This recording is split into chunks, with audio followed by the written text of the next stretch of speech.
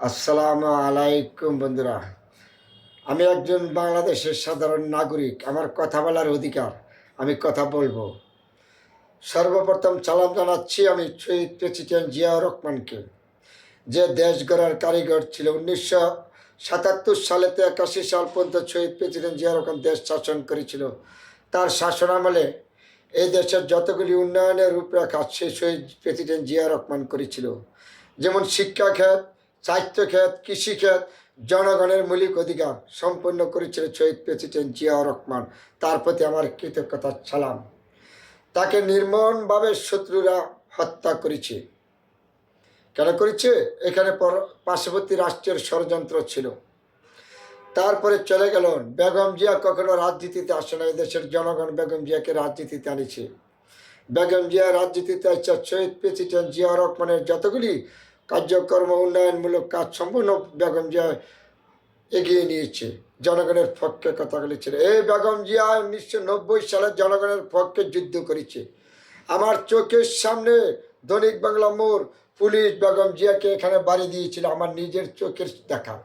এই বেগম জিয়া 88 বন্যার সময় নৌকা দিয়ে হাইটা জনগণের পাশে খাবার, খাদ্য, ওষুধ বিতরণ করেছিল। বেগম জিয়ার অবদান, শহীদ প্রেসিডেন্ট অবদান কখনো বাঙালি ভোলা যাবে না। তারপরে আসেন, যখন বেগম জিয়া প্রধানমন্ত্রী ছিল তখন তারেক জিয়া রাজনীতি করে নাই। তারেক জিয়া সমস্ত বাংলাদেশ জনগণের সাথে একটা সম্পর্ক উঠেছিল, সাধারণ জনগণের সাথে তারেক জিয়ার সম্পর্ক ছিল। সেই তারেক জিয়াকে ধ্বংস করার জন্য 1/11 ষড়যন্ত্র করে তারেক জিয়ার মেরুদণ্ড ভেঙে দিছে। একটা ভাই নির্মমভাবে হত্যা করেছে। বেগম জিয়াকে মিথ্যা মামলা দিয়া নির্মমভাবে নির্যাতন, তাকে জেলখানায় করেছে। তারপরেও রাখে আল্লাহ মারেকে বেগম জিয়াকে এখনো জীবিত রাখেছে মাটির উপরে। এটাই প্রমাণ শহীদ প্রেসিডেন্ট জিয়া রহমানের হাতে দলটা গড়া, যে দলটা গড়া বিসমিল্লাহির রহমানির রহিম দিয়া। এই বিএনপির নেতা কর্মীদেরকে 17 বছর যেই ধরনের নির্যাতন, হত্যা, খুন করেছে, তারপরে বিএনপি টিকে আছে। বিএনপির একজন মহাসচিব 265টা মামলা, আলালের বিরুদ্ধে 200 মামলা, এমন কোনো নেতা নাই 200, 250, 300 মামলা বিএনপির নেতাদের বিরুদ্ধে। তাহলে সেই দলটা টিকে রাখছে। আপনারা ভুলে গেছেন? পল্টন ময়দানে যদি একটা গায়েবী জানাজা দিত, লক্ষ লক্ষ মানুষ বিএনপির নেতাকর্মীরা এই জানাজা অংশগ্রহণ করতো। সেই দলটা ধ্বংস করার জন্য আওয়ামী লীগ যত ষড়যন্ত্র, কোনোটাই বাকি নাই। প্রশাসন দিয়ে সব কিছু করে বাংলাদেশের যতগুলি গণতন্ত্র প্রতিষ্ঠান, সবগুলি প্রতিষ্ঠান আওয়ামী লীগ দলীয়করণ করছে। আওয়ামী লীগের যুবলীগ, ছাত্রলীগ, হেলপি লীগ চাকরি দিয়েছে, শুধু বিএনপি ধ্বংস করে নয়। তারপরেও বলেছি, তারেক জিয়ার প্রতি আমাদের আন্তরিক অভিনন্দন, শুভেচ্ছা, ভালোবাসা রয়েছে। যতগুলি পদক্ষেপ নিয়েছেন, প্রত্যেকটা পদক্ষেপ জনগণের পক্ষে নিয়েছেন। 31 দফা দাবি দিয়েছেন তারেক জিয়া, সম্পূর্ণ দাবিগুলি জনগণের পক্ষে। তারেক জিয়া 3500 মাইল কিলোমিটার দূর থেকে তারেক জিয়া এই দলটা পরিচালনা করে যাচ্ছে। তার প্রতি আমাদের কৃতজ্ঞতা সালাম।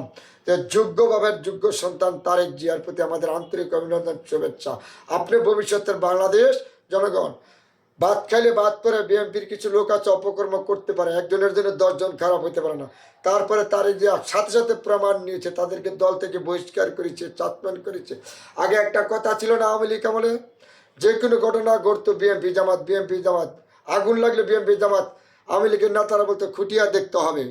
এখন কিন্তু কিছু হলে বিএনপি চাঁদা করে। আরে ভাই, বিএনপি এত বড় একটা দল, পাহাড় পরিমাণ সাগরের মতন একটা দল, হয়তো ভাত খেলে ভাত পড়তে পারে, একজন অন্যায় করতে পারে, পুরো দলটার ক্ষতি করা নাই। তারপরে তার যে বারবার যারা অন্যায় করেছে তার দলের থেকে বহিষ্কার করেছে, তাদেরকে ধরে শাস্তি দিয়েছে, প্রশাসনের হাতে দিয়েছে। তার যে এমন কোনো পদক্ষেপ নাই করা নেই। তারপরে এই দলটা যারা ভালোবাসেন, 17 বছর আপনারা নির্যাতন, জেল, জুলুম, অত্যাচার কোনোটাই বাকি রাখেন না। এরপরে দলটা জীবিত আছে। ইনশাল্লাহ সামনে যদি ভোট হয়, এই বিএনপি দলের সরকার গঠন করবে। যত ষড়যন্ত্র, আপনারা বিএনপির নেতাকর্মীরা চোখ কান খোলা রাখবেন, নাহলে সামনে আমাদের আরো কঠিন বিপদ আসবে। তারেক সাহেব বলে নাই কঠিন হবে নির্বাচন, এই কথা মাথায় রাখবেন আপনারা, কঠিন হবে নির্বাচন। তারপরে বিএনপির প্রতি যত নেতাকর্মী, সবার প্রতি আমার আন্তরিক, শহর থেকে গ্রাম পর্যন্ত এমন কোনো বিএনপির নেতা নাই নির্যাতিত শিকার না হন। প্রতিটা নেতার প্রতি আমার আন্তরিক অভিনন্দন, কর্মীদের প্রতি আমার রয়ে গেছে। তারপরে বাংলাদেশের ভিতরে যতগুলি ইসলামী দল আছেন, হেফাজত, চরমোনা যত আছেন, জামাত, সবার প্রতি অনুরোধ, এখনো বাংলাদেশ ষড়যন্ত্র চলছে, আপনারা চোখ কান খোলা রাখবেন। এই বাংলাদেশের পতাকার মান আমরা রাখবো।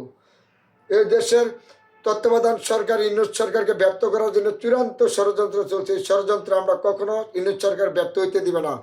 একজন অন্যায় করতে পারে, 10 জনকে অন্যায় করে না। একজন সেনাবাহিনী প্রতিষ্ঠান জনগণের মৌলিক অধিকার, জনগণের পক্ষের দল, জনগণের পক্ষে রয়েছে সবসময় সেনাবাহিনী। এই সেনাবাহিনীকে জনগণের মুখোমুখি দাঁড় করাবার ষড়যন্ত্র চলছে। সবাই চোখ কান খোলা রাখবেন। সেনাবাহিনী আমাদের গর্ব বাহিনী বাংলাদেশের ভিতরে। এই বাহিনী কখনো জনগণের মুখোমুখি করা যাবে না। আর ইউনূস সরকারকে কখনো ব্যর্থ করা যাবে না। যতক্ষণ আমরা গণতন্ত্র আমরা রক্ষা করব, কখনো ষড়যন্ত্র যেন মাথা উচ্চারণ করে না দাঁড়াইতে পারে। সত্যগুলি রাজনৈতিক দল আছেন, সবাই মাথা ওরা চোখ কান খোলা রাখবেন। সবার প্রতি অনুরোধ, আমি একজন ক্ষুদ্র মানুষ হিসাবে কথাগুলি বলেছি। আমার যদি ভুল হয়ে থাকে আমাকে ক্ষমা দৃষ্টিতে দেখবেন। সবার প্রতি অনুরোধ, সবার প্রতি আমার সালাম। তারেক জিয়ার প্রতি আমার সালাম। বিএনপির মহাসচিব নেতা অনুযায়ী থাই কমিটির সদস্য যারা আছেন সবার প্রতি আমার সালাম, আন্তরিক অভিনন্দন। শহর থেকে গ্রাম পর্যন্ত নেতাকর্মীদের প্রতি আমার সালাম, আন্তরিক অভিনন্দন, শুভেচ্ছা। বিসমিল্লাহির রহমানির রহিম দিয়া জাতীয়তাবাদী দলটা গঠন করা। আলহামদুলিল্লাহ।